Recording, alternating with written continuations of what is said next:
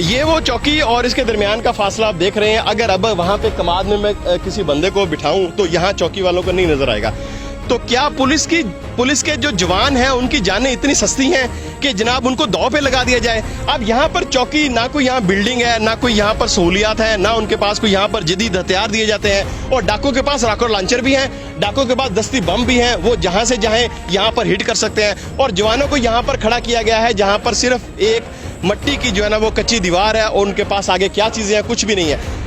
डाकू तीन तरफ से हमला करते हैं, रॉकेट लॉन्चर है, दस्ती बम है। आप कैसे तस्वर कर सकते हैं कि वो पुलिस के जवान जिनके पास ये सिर्फ गन्स हैं वो उनका मुकाबला कर सकेंगे? और ये कमाद इतना बड़ा है कि यहाँ पर फायरिंग करना तो दूर की बात है, यहाँ पर बंदे को ट्रेस नहीं कर सकते अगर वो बंदा कमाद के अंदर बैठ जाए। तो ये सूरत हाल है यहाँ। आईजी पंजाब साहब, आप देख रहे हैं, क्या आपके जवान जो हैं शहीद हुए उनकी जानें इतनी सस्ती हैं कि उसको बगैर प्लानिंग के, बगैर किसी स्ट्रेटजी के और बगैर किसी इंतजामात के उनको यहाँ पर मट्टी की दीवारों के सामने खड़ा कर दिया जाता है कि आप खड़े हो जाए। यहाँ पर माचका के अंदर 12 पुलिस एहलकार शहीद हुए, बहुत बड़ा सानिया था, बड़ा दुख हुआ। हमने सोचा कि पुलिस को ऐसा कारनामा, पुलिस को ऐसी स्ट्रेटजी बनाएगी कि दोबारा ऐसा इतना बड़ा सानिया ना हो।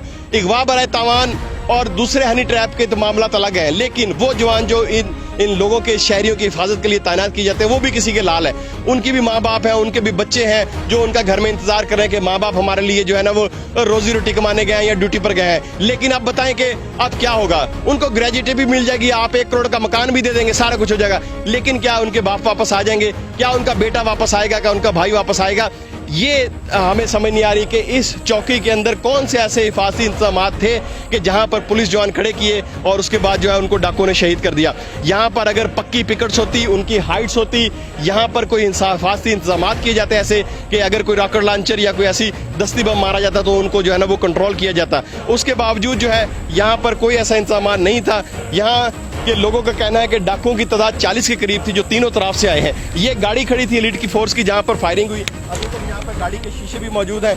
यहाँ पर देखें जी, ये सिर्फ एक बेंच पड़ा है और ये है वो चौकी जो साए के लिए उनको एक शेड दिया हुआ है। सिर्फ ये देखें जी, ये सिर्फ शेड दिया हुआ। और शेड देखें कि जब उसको गोलियां लगी हैं, रॉकेट लॉन्चर मारा गया है, ये शेड की सूरत हाल देख लें, ये हो गई जी, ये फट गया है सारा, ठीक है। यहाँ पर गोलियां लगी, शहीद जो हुए उनके खून अभी तक यहाँ पर मौजूद है।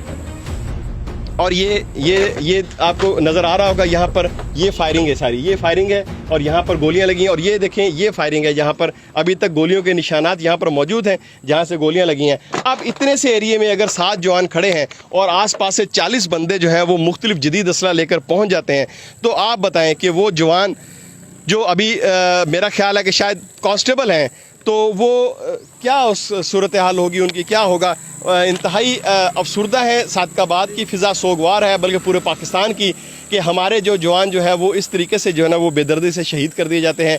लेकिन पुलिस के पास बजट भी है, पुलिस के पास सारा कुछ है, रियासत चाहे तो कुछ भी कर सकती है, लेकिन हमें नहीं समझ आ रही कि रियासत कच्चे की तरफ जो है ना अपनी तवज्जो क्यों नहीं देती और क्यों नहीं इसका कला कमा करती है, क्यों इसके बारे में जो है अभी तक इतनी ढील दी जा रही है कि हर साल जो है वो एक नया सानिया होता है। हमारे SHO जो है राना रमज़ान साहब वो शहीद हो गए, बहुत से ऐसे मुजाहिद हैं जो कच्चे की सरजमीन के ऊपर जो है ना कुर्बान हो गए, लेकिन कच्चा वैसे का वैसा ही है, डाकुओं के गैंग वैसे के वैसे ही हैं, वैसे ही हालात चल रहे हैं और वैसे ही सारा कुछ हो रहा है। तो खुदारा इसके बारे में कोई आप सीरियस इसके बारे में जो है वो एक्शन लें, कोई ऐसा प्लान करें ताकि आने वाले वक्त में और फ्यूचर में किसी का भाई, किसी का बेटा और किसी का बाप जो है वो कच्चे पर कुर्बान ना हो। अपने मेज़बान कमर फी को इजाज़त दीजिएगा। अल्लाह हाफ़िज़।